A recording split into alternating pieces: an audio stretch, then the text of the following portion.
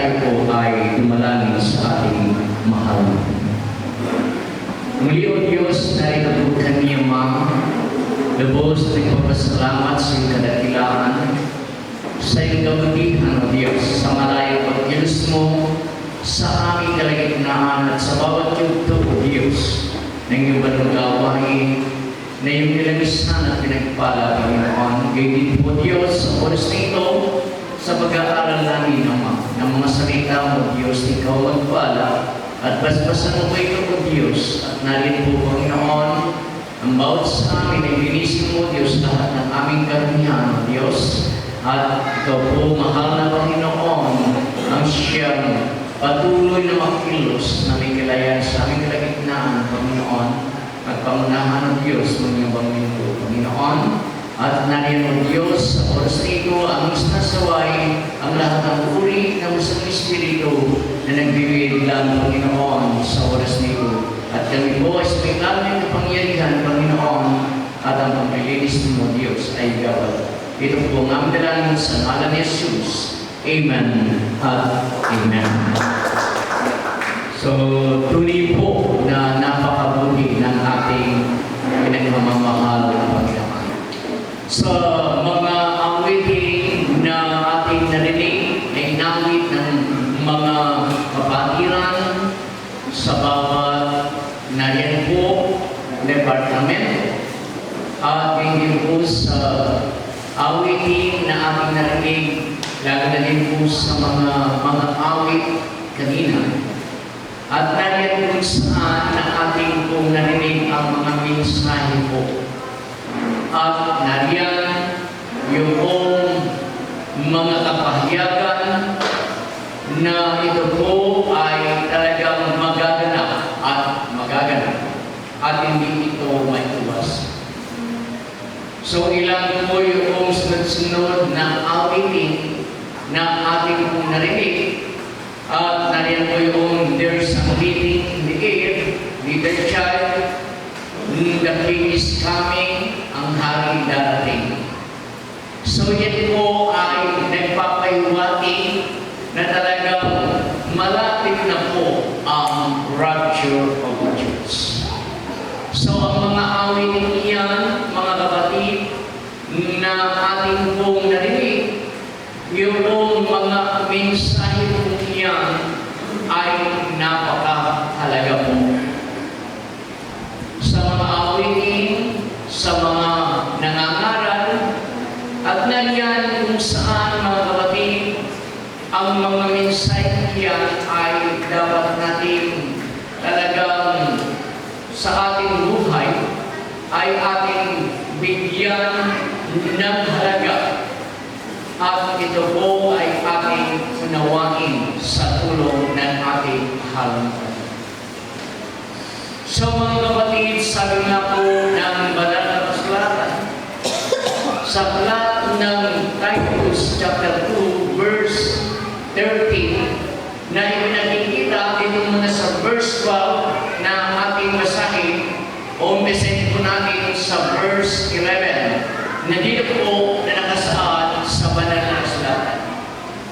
Sapagkat napakita ang biyaya ng Diyos na may dalang kaligtasan sa lahat ng mga tao, na nagtuturo sa atin upang pagtanggi natin sa kalikuan at sa kahalayan ng sanlibutan ay marapat mabuhay tayo may pagpipigil at matuwid at banal sa panahon kasalukuyan ng sanlibutan ito, na ating yaong mapalad na pag-asa at pagpapakita ng kalwalatian ng ating dakilang Diyos at tagapagligtas na si Jesucristo, na siyang nagbigay ng kanyang sarili dahil sa atin upang tayo'y matubos niya sa lahat ng mga kasamaan at malinis niya sa kanyang sarili ang bayang masikap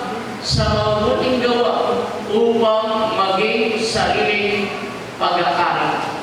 Ang mga bagay nito ay yung salitain at aral at sabay ng buong kapangyarihan, sinuman ay huwag mamang sa iyo. Pagpalain po ng ating mahal na Panginoon ang pagkabasa sa mga salita ng Diyos. Sa ating binasa ito, mga kapatid, ipinakikita kung gaano tayo kamahal ng Panginoon na tayo ay mahalaga sa paningin ng ating mahal na Panginoon. Na ipinakikita sa mga talatang ito na tayo man po ay mga makasalanan nang dahil sa pag-ibig, nang dahil sa biyaya at habag ng ating mahal na Panginoon, Kanyang inialay ang Kanyang buhay para sa inyo, sa akin, para sa lahat. Kaya po mga kapatid, ipinakikita ng banal na kasulatan ang mga bagay nito upang ating bigyan ng halaga na patuloy nating salibain sa ating mga buhay ang kadakilaan, ang kabutihan ng ating mahal na Panginoon. Ipinakikita ng banal na kasulatan doon sa verse 11 sa lahat ng tao. So ginawa ng Diyos ang mga bagay nito upang ang bawat isa sa atin ay hindi po mapahamak. Upang ang bawat isa sa atin ay hindi mapariwara. Upang ang bawat isa sa atin ay hindi po mabulit sa impyerno o dagat-dagat apoy pagdating ng araw. Binibigyan diin ng ating mahal na Panginoon na sa biyaya sa pag-ibig niya na kinakailangan na tayo po ay dapat na mamuhay na mayroong kabanalan, na kinakailangan habang tayo ay naghihintay sa muling pagbabalik ng ating mahal na Panginoon, kinakailangan ng ating sarili ay ating i-alay sa Panginoon na huwag na ibig sabihin na ang ating buhay kinakailangan na ito po ay magpasakop sa kabanalan, sa kalooban, sa katwiran, sa kalituntunin ng ating mahal na Panginoon. Tayo ay Kanyang binibigyan ng babala na ang bawat isa sa atin ay kinakailangan na tayo po ay magsumikap. Na kinakailangan na tayo lumakad na mayroong kabanalan sa harapan ng ating mahal na Panginoon. So mga kapatid, kung kabanalan ang pinag-uusapan, sa ganang ating sarili, hindi natin ito kaya. Sa ganang ating sarili, hindi natin ito magagawa. Kung hindi sa tulong ng Panginoon, sa Kanyang kapangyarihan, sa Kanyang banal na Espiritu Santo na ipinagkaloob sa atin. So kung ating titignan, ito pong sinabi ni Titus o ni ibig sabihin ng isulat ni Apostol Pablo kay Tito na ito po yung pag-asa na kung saan na meron tayong pag-asa. So sabi ng banal na kasulatan, looking for the blessed hope and the glorious appearing of our great God and our Savior, our Lord Jesus Christ. Binigyan ni Apostol Pablo na isulat niya kay Titus upang ito din po ay ipaabot sa bawat mga mananampalataya, sa bawat naglilingkod sa ating mahal na Panginoon. At ang pinagsasabihan po ni Apostol Pablo sa sulat niya kay Tito, ito po ay mga mananampalataya na kinakailangan na ang bawat isa atin ay kinakailangan tayo po ay magtiis habang tayo din po, mga kapatid, ay naghihintay sa muling pagbabalik ng ating Panginoon. So mga kapatid, inulit ko lang po ang mga bagay na ito bilang pag-encourage po sa atin na mga tinawag ng ating mahal na Panginoon, sapagkat nariyan po, mga kapatid, yung mga mensahe ng mga awitin na ating narinig na ito'y napatutungkol sa muling pagbabalik ng ating Panginoon. Bagamat maraming beses na natin ito narinig, pero muli ko pong sasamitin ang mga bagay nito bilang pag-encourage sa bawat atin na naglilingkod sa Panginoon na yamang tayo ay kabilang sa mga tinawag, pinagpahayagan ng Panginoon, pinili ng Panginoon, binuksan ng Diyos ang ating pagkunawa. Kaya sabi po, the King is coming. Sino po ang haring darating dito? Si Jesus ang haring darating. Ito ang Diyos. Ito po yung tagapagligtas. So ipinag-iinap po ng banal na kasulatan na ito po ay mangyayari at ito ay magaganap sa ayaw at sa gusto natin.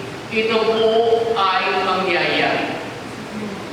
So, mga kapatid, ilang taon na tayo naglilingkod sa Panginoon? Yamang iba, meron na pong 10 years, 15, 20 years, so 30 years na naglilingkod sa Panginoon. So, kinakailangan sa ating paglilingkod sa Panginoon, habang siya ating inihintay, kinakailangan na tayo ay magtiis hanggang hindi pa dumating ang pagbalik ng Panginoon.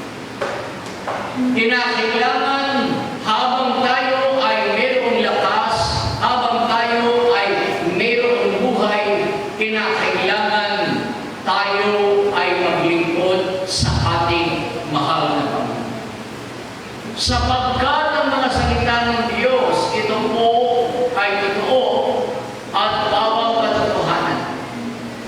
Minention din sa 24th chapter ng Matthew, chapter 13 and 14, na darating ang araw sasagana ang paggawa ng katangkutan. Sabi roon, inikwiti kasamaan at ang pag-ibig ng marami ay lalaki. Nagpaalala ng Panginoon ng sabi ang magtitiis hanggang sa wakas, siya lamang ang maliligtas. Uulitin ko po, ang magtitiis hanggang sa wakas, siya lamang po ang maliligtas. Maging sa Gawa chapter 14 verse 22 na sinasabi ng banal na kasulatan na bago tayo makaabot, bago tayo makapasok sa kaharian ng Diyos, marami mga kapigatian na ating mararanasan, na pinatitibay ang mga kaluluwa ng mga alagad at pinaaralan sila na magsipanatili sa pananampalataya at sa pamamagitan ng maraming mga kapigatian ay kinakailangan magsipasok tayo sa kaharian ng Diyos. So yan po ay mangyayari. Hindi natin maiiwasan na habang tayo ay naghihintay sa pagdating ng Panginoon, may mga kapigatian, may mga pagsubok, may mga problema, may mga suliranin, may pagkakataon na kahit naglilingkod sa Panginoon, may pagkakataon nandiyan yung kawalan. Kahit na tayo naglilingkod sa Panginoon, may pagkakataon na tayo ay nagkakasakit. At yung iba, hindi biro-biro karamdaman nararanas. May pagkakataon sa mga pagsubok na ating dinaranas sa buhay na parang hindi na natin kaya. Mga kapatid ko sa Panginoon, anuman ang mangyari, anuman ang mga dilubyo, anuman ang mga bagay na inyong nararanasan sa buhay, na mga pagsubok, mga bagyo na inyong nararanasan, ang mga bagay nito ay huwag maging hadlang sa paglilingkod ninyo sa Panginoon. Ang mga bagay nito ay hindi po maging sagabal upang ang bawat isa ay manghina, upang ang bawat isa ay maglamig, upang ang bawat isa ay maglumaypay, at isang araw na tayo ay tatalikod sa paglilingkod sa Panginoon. Kapag nangyari ang mga bagay na yan, ang sabi po ng banal na kasulatan sa Hebrews chapter 10, verse 36, ang aking lingkod, ang sabi po, 10:13, ang sabi po, ngunit ang aking lingkod na matuwid ay mabubuhay sa pananampalataya, at kung siya ay umuro, ay hindi kaluludan ng aking kaluluwa, ang sabi ng Lord. Ibinakikita ng banal na kasulatan na anuman ang maaari nating maranasan sa buhay, tayo po ay madadalisay at madadalisay at madadalisay, tayo ay masusubok at masusubok. Subalit ipinakikita ng banal na kasulatan na kung tayo ay tatalikod at tayo ay hinto sa ating paglilingkod sa Panginoon, hindi tayo kalulugan ng ating mahal. Kaya sinasabi ng banal na kasulatan na anuman ang ating maranasan sa buhay, na sinabi ni Apostol Paul na kabigatian, kamatayan man, hindi ito magiging hadlang upang siya ay tumalikod sa paglilingkod sa Panginoon, at ibinagkikita niya dahil mahal niya ang ating mahal na Panginoon, ang mga bagay nito ay hindi magiging hadlang, maging ang pag-usik, maging ang kawalan, kabigatian, upang siya ay pinto sa paglilingkod sa Panginoon. Nais ng ating mahal na Panginoon na isahan sa akin ay walang mapawalay sa Kanya. Nais ng ating mahal na Panginoon na ang bawat isa'y magtagumpay, ang bawat isa ay magtamo ng kaligtasan na sa kabagang awat biyaya na ibigay ng ating mahal. Lalo na sa panahon ito, ating nakikita ang mga bagay na nangyayari sa mundong ibabaw nito, na inyong nababalitaan, na inyong nakikita sa mga balita, at maaaring makaranas po kayo ng ganito pong mga bagay sa inyong mga buhay. Nariyan po na tayo po, mga kapatid, ay dumaranas ng maraming mga suliranin sa buhay. Kung tayo ay hihinto, kung tayo po ay hindi magpapatuloy, isang tiyak na bagay na mayroon pong walang hanggan kaparusahan. Mayroon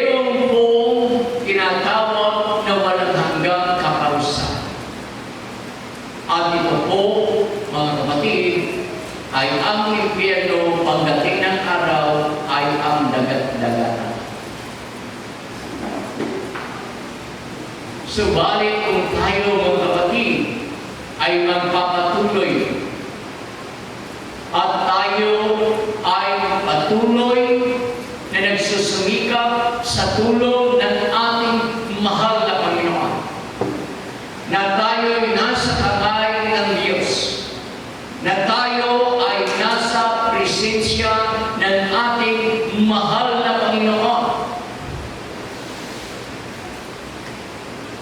Dumating ang Panginoon, mawala ang ating buhay, mayroong magandang matutunguhan ang bawat isa sa atin. At ito ay ang pangako ng Diyos na buhay na wala. Kaya ini-encourage ko po kayo mga kapatid, lalo na sa panahong ito, na lalo tayong magsumikap, lalo tayong magpakainit sa paglilingkod sa ating mahal na Panginoon. Sayang ang pagkakataon, sayang ang biyayang ito na ibigay na kaligtasan ng Panginoon kung tayo ay hindi magpapatuloy na maglilingkod sa atin. Tinawag tayo ng ating mahal na Panginoon at isang tiyak na bagay, na kaya ikaw ay tinawag, tayo ay tinawag, pinili at hiniram ng Panginoon, mayroong layunin ang Diyos sa bawat isa sa atin. Na habang tayo ay naghihintay sa muling pagbabalik ng ating mahal na Panginoon, tayo ay maging daluyan ng pagpapala, ng kapangyarihan ng ating mahal na Panginoon.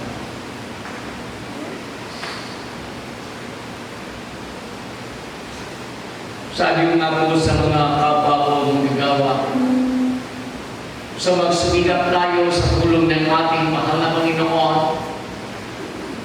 at narin yung mga kapatid na nagbigay ng paalala na kinakailangan na ang bawat mga manggagawa ng Panginoon ay dapat na magsumikap sa pagbabasa ng Biblia, sa pag-aaral ng mga salita ng Diyos, sa pagbabahagi ng mga salita ng Diyos, at nagyan yung pagsasakripisyo.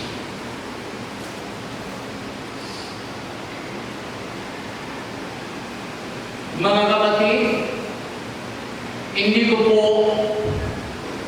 ahabahin po ang aking share ngayon sa inyo. Bagamat talagang mayroon akong gusto ibahagi, the ambassadors of Christ. The ambassadors of Christ.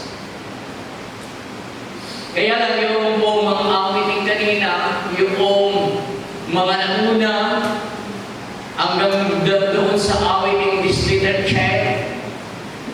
So, ang mga awiting yan, nariyan po mga kapatid ay napatutungkol po sa mga bagay na mangyayari at magagal. So, sabi nga po, hindi na tayo nabibigla sa mga bagay na mga nangyayari. Maging kanina patotoo ng ating mahal na kapatid na Syria, at doon po sa lugar nila, hindi siya makauwi, na nasa Dubai, dahil baka pa po yung lugar. Last yung lindol na nangyari sa lugar po ng Taiwan, at maraming mga bagay pang nangyayari. At sa mga bagay nito, mga kapatid, bilang mga anak ng Diyos, ang bawat isa sa atin ay kinakailangan laging nakahanda. Sabi nga ng Revelation chapter 16, verse 15, na ganito po ang nakasaad sa mga salita ng Diyos. Narito ako'y pumaparin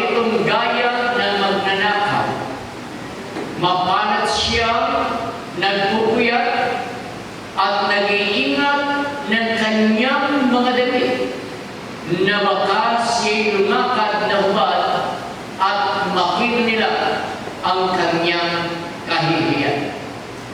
So ito po ay binigyang diin ni John the Beloved sa sulat nito sa Book of Revelation, nang sabi nito'y ako'y pumaparito na gaya ng magnanakaw. Mapalad siyang nagpupuyat. Ibig sabihin, anumang oras ay maaaring dumating ang Panginoon.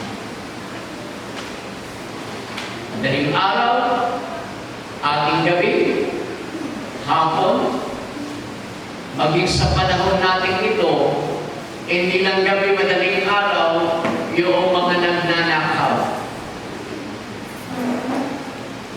Nung malapit sa Green Meadows doon dati, so mayroong instrumento, araw, tinapat yung sasakyan, binuksan yung bahay, kinuha yung mga gamit, saka umalis. Nang dumating yung parang may bahay, sumisigaw, wala na yung mga gamit. Akala nila, yun ang may araw. So, binigay yung bawa ko lang ito dahil ang mga magnanakaw, alin ang kukunin po niya.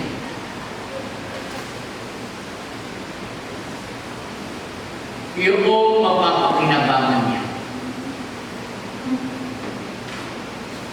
Kukunin ba niya yung batya, yung palanggana?